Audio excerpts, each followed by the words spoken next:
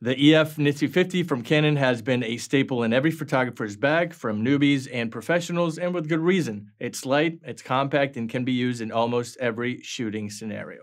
Fast forward to the mirrorless world, and we now have the RF version.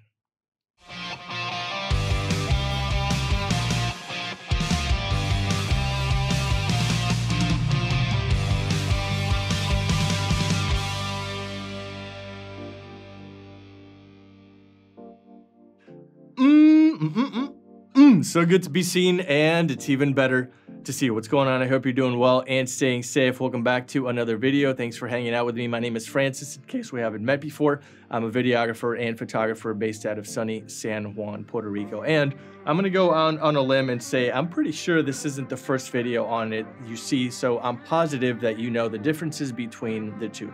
Let's be honest with ourselves. This thing has been out for quite some time, and I'm actually late to the party. But in case you don't, the new RF version has a dedicated control ring, which you can manually assign ISO, shutter speed, or any other feature you'd want accessible. I personally have it set to control my ISO because it's the one thing I find myself manipulating the most.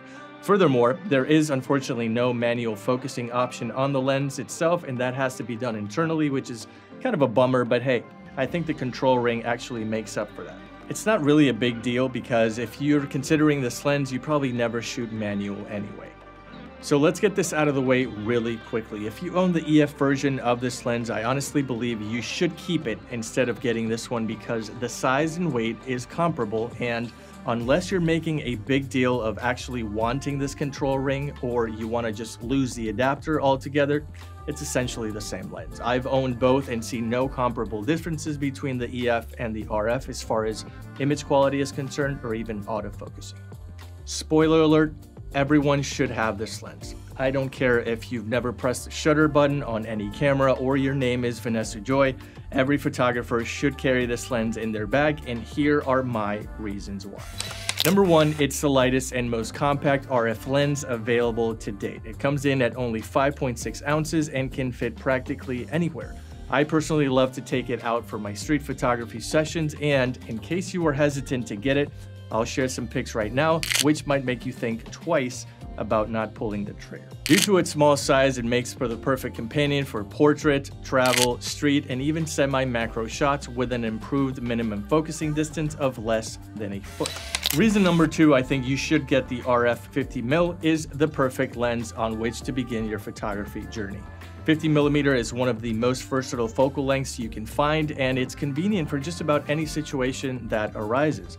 Like I mentioned earlier, you can take banger portraits fully wide open to get that shallow depth of field. You can maybe stop it down to f4 and snap a few moody pics from the streets in your city, and even take great landscapes of the places you travel around the world. Once you master this lens, then you're on to the newest challenge, but get this first because it's a great stepping stone for you. And reason number three, I think that most of us have $200 laying around, and that's actually all you need to invest to have one of these. Instead of dropping your money elsewhere, I seriously think you can't go wrong with this lens. It's the ultimate bang for your buck lens out there, and hey, if you drop it or it gets stolen, then you're only out $200. Just go back to Best Buy and pick up another one. You know what I'm saying? What I'm trying to say is that this is a low risk, high reward lens, and if you don't already, you should own it. I hate to bring you back to earth, but as you can expect, it's not weather sealed nor doesn't have image stabilization, but hey, you get what you pay for. It's only $200. If you own an R3, 5, or 6, then it's not going to be much of a hindrance for you anyway. As far as video is concerned, I sometimes use it as a second shot on my Canon EOS R, and you'd be surprised as to how much B-roll I've actually shot with this guy on an STM motor. So there you have it, 3 reasons everyone should have this lens regardless of what you shoot. This video got you off the fence as far as purchasing. I hooked you up with the link in the description if you want to pick one up. If you got some value out of this video, stick that thumb you know where, and if you love seeing videos like this one, stick around by subscribing. I would love to have you.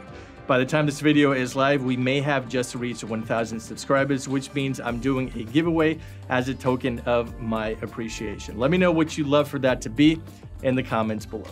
I'll be selecting one subscriber at random, so be sure to hit that bell to find out if that lucky winner ends up being you.